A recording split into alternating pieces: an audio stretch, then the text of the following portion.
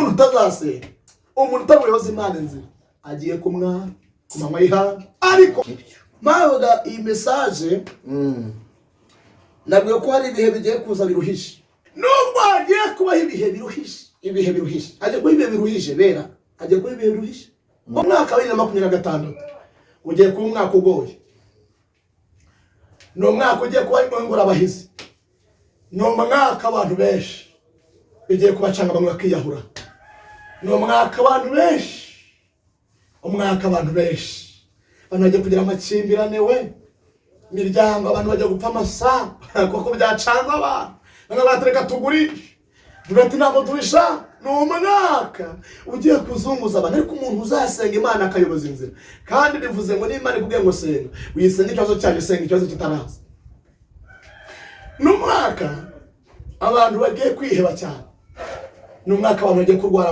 ibirwara bidasobanutse cyane no mwaka abantu bagiye guteseka no mwaka abantu bagiye kurira amarira menshi no mwaka abantu bagiye guhura n'ibibazo no mwaka abantu bagiye kwizengurukaho bikabayobera no mwaka abantu bagiye kurwara amatoro ari benshi bakagira turoma bakabasasa ariko ku muntu wayoboje Imana inzira ku muntu wasanze Imana ku muntu wayandahenze Imana ku muntu wasanze Imana ku muntu wegereye Imana ku muntu wahamagaye Imana ku muntu watarase Imana ku muntu wikomeje kuma ku muntu aleluya uyu ntabizangwa nta makuba bizamuneto stabevo biragatsindwa kubana umuntu wasanze ari gusabiriza biragatsindwa kubana umuntu wamenye Imana topi witara biniva ari mu kabari biragatsindwa kubana umuntu wavuze ko Imana itabara donazola benobe wa nemone sta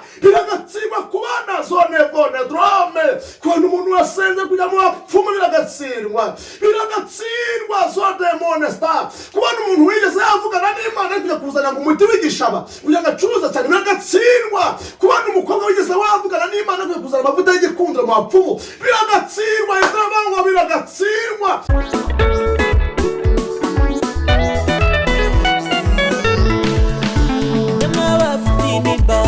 ibibazo bigoye cyo ngaho nimutize dore umukiza araje nimwibuke munsi y'umurotemu isabira gupfa azira mutabara Dawidi wari umushumba bimuhindura umwami muri bene se bose bimuha icyubahiro haleluya niyo n'imbaraga dore iyo nirubasha kanije gutabara iyo n'imbaraga dore iyo nirubasha kanije gutabara. Reka tubashimire abantu mwese mudahema kubana natwe uko bukeye uko bwije. Iyi ni ya chaîne yanyu, ni wa muyoboro wanyu Mose TV.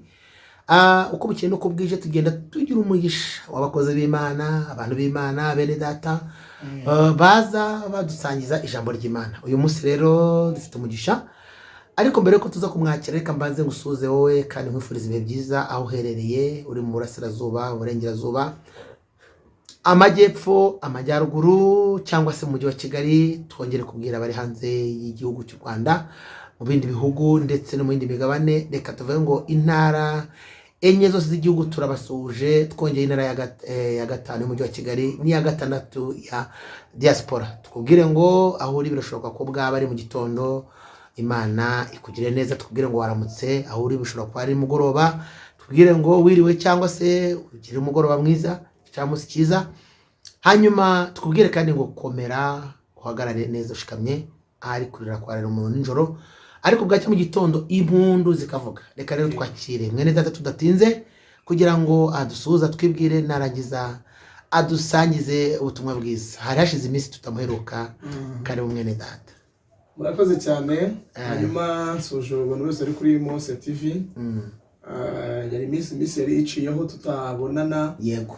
Ariko muri ririmbya 315 babirimbye neza uvuga ngo twahirukanaga kera nyamara dusubiye kubonana tutishwe n'ibyaha. Aravuga ngo byo kwafatikanyije byose nta kibi twibuka. Yego. Turabashimiye. Amen. Hanyuma nk'umuntu mbonye ari ubwa mbere kuri Mose TV, ni nta cyurite Imana Eliya, ndi umugabo mfite madamu n'abana kandi ndakomeye kandi ndakomeje. Haleluya. Imana ishimwe. Amen. Reka dusenge Imana hanyuma ukomerezeho n'ijambo ry'Imana no kugaburira abera b'Imana iki Imana yagukize ku mutima. Mwami Yesu Kristo turagushimiye. Turaguhimbaje ko wera kandi ukiranuka. Amen. Duciye bugufi imitima yacu ifite inyota, turakunyotewe.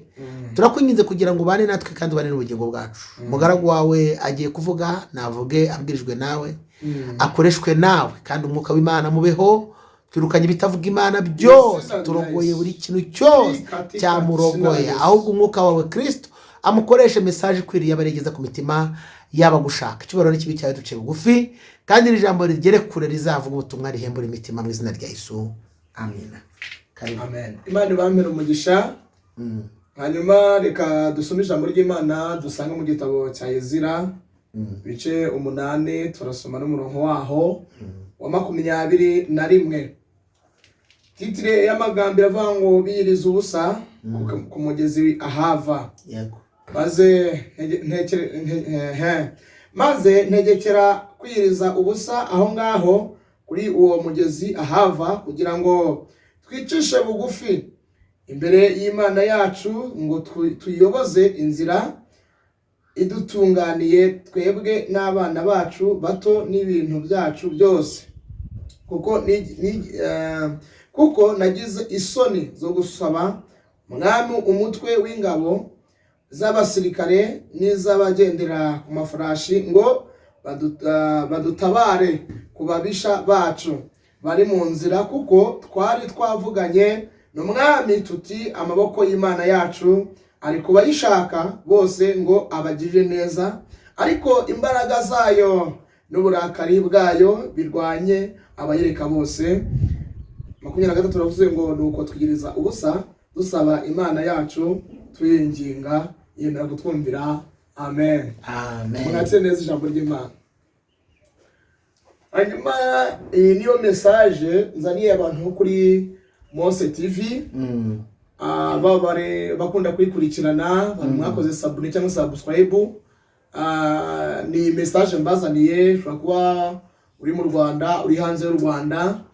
Nje kukubwira ngo iki ni igihe cyuko ukwiye kuyoboza Imana inzira. Iki ni igihe cyuko ukwiye kuyoboza Imana inzira. Yego. Ibihe biruhije kandi ibihe ntibizareba kuri umukire. Ibihe ntabwo bizareba kuri umukene. Ni ibihe bigiye kuza biruhije, ni Paulo yavuze byo mu isi y'imperuka. Ni ibihe biruhije. Bera b'Imana hari ukuntu tuvuga ubutumwa bwiza, tubwiriza ubutumwa bwiza cyangwa se tukavuga ku ijambo ry'Imana, abantu bagumya bibwira ngo niko bizahoze. Niko bizabaye kuva na kera, twaze twumva Imana buse ko ntacyo yakoze. Rero ni ibihe bigiye kuza biruhije, ni ibihe biruhije abagenzi. Ariko umuntu uzaba arasenze Imana, umuntu uzaba arabeje Imana inzira, Imana izaba yaramuyoboye inzira kandi yaramuhaye icyerekezo gifatika. Mbibutse igihe kimwe Bibiliya bangu ivuga neza, ikaba ku nkuru z'Abisirayeli. Imana iravanguye gukura Abisirayeli mu Egiputa. Uwiteka ku cyago cya 10. Sinzi niba abantu bajya bakurikirana ijambo ry'Imana ngo barisome. Buri bintu ijambo ry'Imana cyangwa dusoma muri Bibiliya cyangwa se tuvuga muri Bibiliya tugenda dusoma tukabona. Muri akenshi na kenshi hari abantu babikereza ariko ari ubuhanuzi butavanye kandi bira bintu byarukuri. Yego. Hanyuma Bibiliya iravuga ngo Imana ibwira Abisirayeli, irababwira ngo Bisirayeli mwe ni mwumve, ngiye guca mu gihugu cya Egiputa. Cyo ni cyambere. Imana ibwira Mose n'umugabo ngo genda umbwirira Abisirayeli ngo guca mu gihugu cya Egiputa, ariko icyitonderwa bazabaga umwana w'ihene. Nibamara kumubaga umwana w'ihene bazafata amaraso. Ngo ntabwo njya muri za detaye zose, misa nivugira ku maraso kandi. Haleluya. Imana irababwira ngo bazafata amaraso bayashyire ku nkomanizo z'inzu yabo cyangwa se ku miryango yabo, marayika murimbuzi ubwo azatambuka. Ikimenyetso sinye ni amaraso. Ni amaraso. Haleluya. Sinye ni amaraso. Elo belos. Ni amaraso. Kweli. Sinye ni amaraso. ayo maraso ubwo umurimbuzi azatambuka asanga hari ikimenyetso azahita atambuka ati abaturaziranye hari icyo twavuganye nawe. Haleluya. Abaturazi no mefo la wa nedra abaturaziranye. Ukwiye kumenyana n'Imana, ukwiye kwegera Imana mukamenyana, ukayoboza inzira, ugasenga ukikonegita nayo, ugasenga ukaba umwe nayo, ugasenga ukaba muri yo, ugasenga ukisha muri yo, ugasenga ukaryama muri yo, ugasenga la silva ukayiyoroza. Yego. Kuko uyu muntu uri kumwe n'Imana ntacyo azaba. Ni ukuri.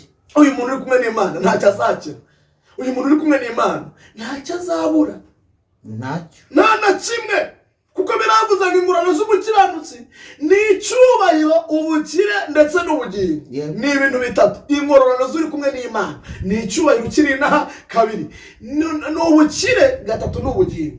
Ngo nanone nutaba umukiranutsi ngo bana n'Imana nanone ihari bizakugeraho. Ngo umwanditsi aravuze w'ijambo ry'Imana ntabwo nzanura riherera ariko no mwanditsi yize namusoma nuko ntakivuga nari yaravuze ngo abapfuye bapfiriye muri Yesu ngo bazumva ijwi rye bazukire kumwitaba. Umukobwa wapfuye yapfiriye muri Yesu azazuka ngo yitabye ijwi rya Yesu. Kandi Bibiliya ngo hari abazazukira gukorwa n'isoni. Ngo kutaba aho Imana iri, kutaba umukiranutsi, kutabana n'Imana hari igihe kizagira mbere yuko ubura ubugingo, mbere yuko uhanwe muri cya gihano uzabanza uzukire gukorwa n'isoni, uzabanza ukorerwa n'isoni n'ahangaha. Hari isoni zizagukorera inaha. Bibiliya iravuze ngo nuko aba n'Abisiraheli babaga mu gihugu cy'i Babuloni, kandi ndasenze n'ukuri ariko si n'amaraso amaraso ya Kristo n'ayandi tuvuga kandi n'aya Kristo. Noneho nari nsimbutse gato. Bibiliya ngo nuko n'Abisiraheli abikora mufata inkoma ngafata amaraso bakira ku nkoma nizo z'inzu yabo, ngo n'umunyegiputa wabiganyije wese akabikora. Ikibazo suko ikibazo ntago ari umunyegiputa, ahubwo agaciro cyangwa se ubwenge amenye nuko afashe ikimenyetso. Yego. Akagishyiraho. Kuba umunyegiputa ntibuza kutahinduka mu Isiraheli. Hoya ni amahirwe aracyahari. Ikimenyetso cyuko nawe cyakujyaho, ikimenyetso cy'amaraso nawe cyakujyaho, ikimenyetso cy'amaraso ya Kristo cyakujyaho. Nawe waba umwe na Kristo, waba umwe na Kristo, mbese wapfana nawe ukazukana nawe, nawe wakizwa, nawe wava muri ibyo byaha, nawe mbese nawe bizakubera. Hanyuma Bibiliya ngo nuko n'umunyegiputa wabikoze. Komana we ndafashijwe. Haleluya. Umuntu wasenze Imana, wayoboje Imana inzira, wavuganye n'Imana, utuye mu bumana, ukorera mu Mana, utuye muri yo, uzarira muri yo, ugendera muri yo, nta isoni zizamukora nabona Yesu. Imana ihimbaza. Amen. Bibiliya iratubwira ngo uyu Ezira mweravuye mu gihugu cy'i Babuloni, ariko Ezira ntabwo ndibuze kumuvuga ibintu byinshi, ntabwo ndibuze kuvuga amateka cyane. Mvuye icyo cyazanye Nehemiya, mvuga icyazanye Zorobabeli, mvuga icyazanye Ezira. Oya, ahubwo ngo Ezira yari umwanditsi w'amategeko, yari azi amategeko y'Imana, ariko yari yabiheshejwe n'Uwiteka. Kumenya amategeko cyangwa se kumenya amategeko nk'aya Mose yari abizi Ezira. Ezira mu bintu yari muzanye yaraje kuzana ububyutse mu Bisiraheli Yerusalemu. Hanyuma Bibiliya tubwiye ngo umwami aramubwira ngo Ezira ko nzi kujya mu gihugu cya Yerusalemu, waritsinga guhingamo mukagendana, ukajyana n'ingabo zikagenda zigwerekeje, ushobora kugenda ugahura n'abanzi, ushobora kugenda ugahura n'ababisha. Ezira aramubwira ati hoya, nihuse kandi aramubwira ati hoya, turi kumwe n'Imana yacu, biragatsindwa, turi kumwe n'Imana ishoboye rwose, biragatsinda twakizera ibindi bintu bitari Imana. Ezira aramubwira ngo turi kumwe nayo turarinzwe, turi kumwe nayo ntacyo tuzaba, turi kumwe nayo dufite amahoro yuzuye, turebenozemo nevo newa nedra turakora sinivo, turi kumwe nayo ntacyo tuzaba, iri mu ruhande rwacu, nta mubisha nta mwanzi wamutwirukanaho. Turi kumwe nayo, ninde waturega? Turi kumwe nayo, ninde waturwanya ngo dushobore? Turi kumwe nayo, nganyagira uduhagarara imbere atubaranye turebe. Ezira aramubwira ati hoya, biragatsindwa mwana, wikwirwe uduha ingabo, twebwe turi kumwe n'Imana iruta ingabo.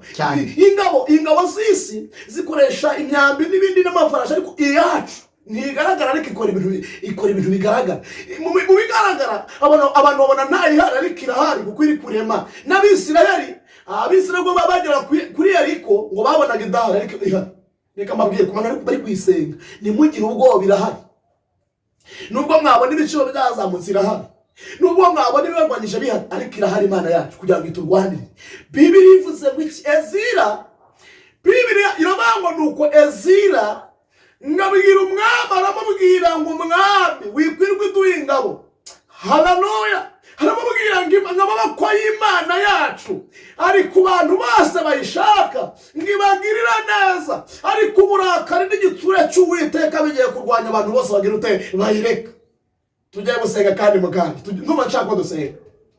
Bibiliya ivuga neza ngo Ezira ageze mu nzira ahura n'ababisha di. Mu nzira uri gucamo nubwo harimo ababisha, ariko najya nkubwira ngo Imana wizeye ni inyambaraga, Imana wizeye ni inyamaboko, Imana wizeye ishobora byose, Imana wizeye ibasha kurema n'ibidari bikaremeka, Imana wizeye kuri kuzima igashyira ibuntu. Nubwo uri guca mu nzira irimo imisumari, ugaca mu nzira irimo amahwa, ugaca mu nzira y'ibizigu, ariko najya nkubwira ngo Imana wizeye ikomeye kurusha ibintu byose uri kubona biri kukurwanya. Imana wizeye ifite imbaraga, Imana wizeye wowe yikomereho ibintu biharire. Wikigirira nabi wayikomereho, buretse gusangana, buretse murabona byakuye bihoya, buretse sigaho Imana iracyari gukora, buretse kudemonevo kujya mu kabari uvuga ngo niho nabona amahoro mureka njye kwiyabuza inzoga, buretse sigaho Imana iracyashoboye, buretse gukuramo iyo nda mukobwa we, sigaho Imana iracyashoboye. Helazo la bevo ire n'imfubyi iracyahari. Imana ihimbaza. Ezira ngahura n'ababisha, nubwo wari ufite ababisha niba wizeye Imana ntacyo bazagutwara. Kandi mbibutse ku banyamasengesho, ku bantu turi kujya mu ijuru, ntabwo urugendo urimo uzabura umubisha, ariko niba uri kumwe n'Imana izagutsindira umubisha. Ntabwo mu nzira uri guca kandi kizakumenyesha ko uri kumwe n'Imana nuko uzabura n'ibikurwanya. Nutabona ibikurwanya uzamenya ko uri kujya ku iwatike ya Satani, uri guhahira Satani. Ikigaragaza umunyamasengesho ko ari kujya mu nzira ijya mu ijuru nuko abura n'ibimurwanya, kuko mu bimurwanya n'Imana imurwanire ikagaragaza intsinzi ko ari kumwe nawe. Iteka ryose iyo umuntu ari kumwe n'Imana, iyo umuntu ari kumwe nayo, ibibazo azahura nabyo uwo muntu uri kumwe nayo bizarwana. Imana ntabwo woza. Mbese mu yandi magambo, iyo Imana turi kumwe nayo iri muri twebwe, turi muri yo, ituye muri twe, dutuye muri yo, urugamba ntabwo ruba rukiri urwacu, urugamba ari urw'Imana, kuko Imana igenda iturwanira ku manywa na nijoro, kandi igenda irwana urugamba tuzi n'urwo tutazi. Mu yandi magambo, komera, shikama. Imana wizeye izakurwanira, ntabwo izagukoza isoni kuri umusozi utuye. Nubwo ubona ibintu byari bishinyitse, komera ushikame, uri mu nzira ijya mu ijuru. Kandi iyi nzira, icyo nakundiye Imana, iyo uri muri iyi nzira uyirimo, iyo uri muri iyi nzira ukaba uri kumwe n'Imana, Imana ifite ishakoshi itwaramo impamba y'abantu bari mu nzira. Haleluya. Iyi nzira tujyamo, Balamu arabivuze neza, aravuga ngo ibajyana ifite amaboko nk'ay'imbogo, ngo nditegereje neza ngo mbona ibajyana aha. Imana ihimbaza. Mu yandi magambo, muri iyi nzira nuyikomereramo, ntucebacebe, nturebe ku ruhande, nturebe, Imana ifite impamba, ntabwo uzagwa mu nzira. Nuko ntabwo uzagwa mu nzira. Imana ihimbaza. Ngo Ezira ari kujya i Yerusalemu ahura n'ababisha. Ezira aravuga ngo none se ubu dusubire inyuma tubwire umwami ko duhura n'ababisha duhinga? Dusubireyo tumubwire ko byaducanze? Duhindukire dusabirize abantu? Duhindukire tuvuge ko Imana twavuze ko yambika? Duhindukire tuvuge ko Imana twambaye ubusa? Duhindukire tuvuge ko Imana itanga amaso? Duhindukire tuvuge ko bari kudusora mu nzu? Ezira bamubwira agatsira, twarasenze Imana. Mwagira isoni, ahita abwira Abisirayeli bose bavuga ngo nimuze, tumaze kumenya ko ukuboko kw'Imana yacu kuri ku bantu bose bari kwishaka muri uyu mwaka, ngo kubagirira neza. Imana yacu iri gushaka abantu bari kuyisenga ngo ibagirire neza. Hari igihe Imana iza ikabura abantu, ariko Imana iri kugira neza kandi abigira neza. Ikibazo cyaba ku bantu igira neza naho ubundi iri kugira neza. Hello beno stazora wa chateau bene kota winevo. Piwa lala sini mone stazo benevo menos halato piwi tano.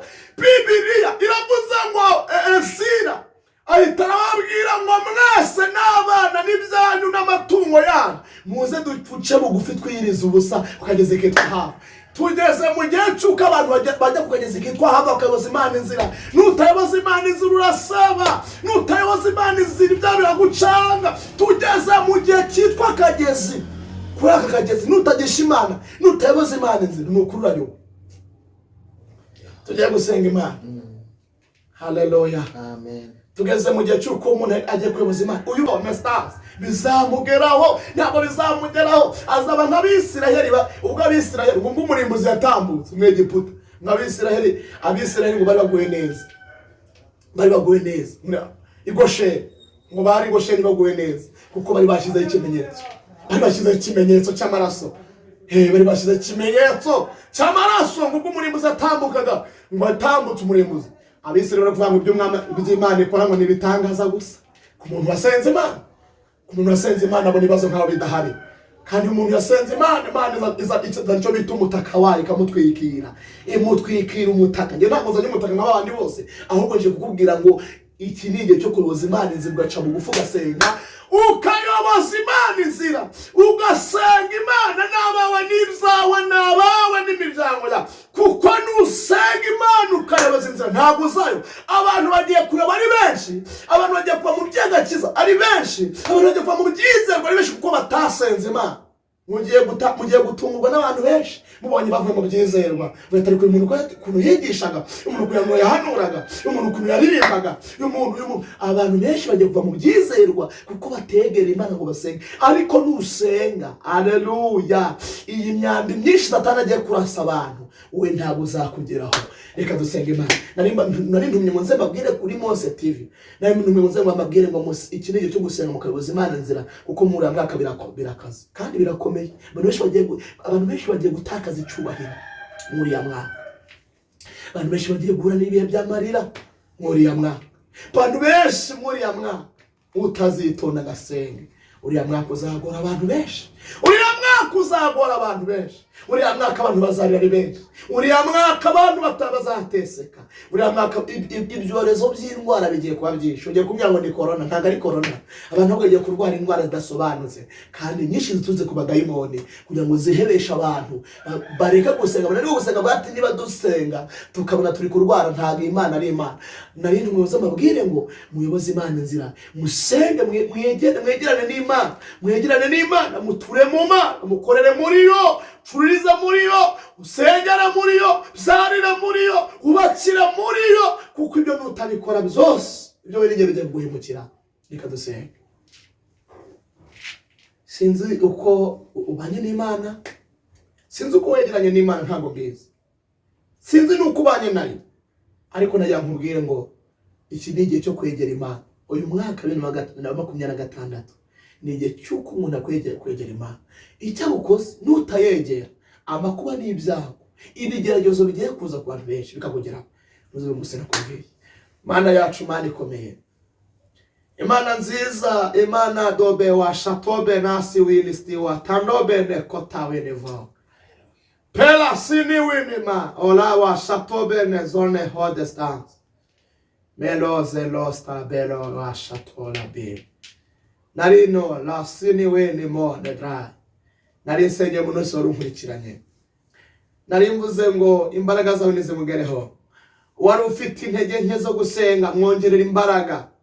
Wabonaga agiye kubivamo, mukomeze Yesu, mukomereze mu buntu bwawe. Abari barwaye badukurikiye ubakize, bari bafite amadeni badukurikiye ubishurire. Abari abanyantege nke ubambika imbaraga, abatari bafite agakiza bagakiza Kristo, bamuricira umucyo wawe. Muri ritero ndabasenge kandi imbaraga zawe zibagereho mu izina rya Kristo Yesu w'i Nazareti wapfaga mu kazuka, tubyemeye twizeye. Amen. Amen. Imana ibaduhere umugisha. Amen.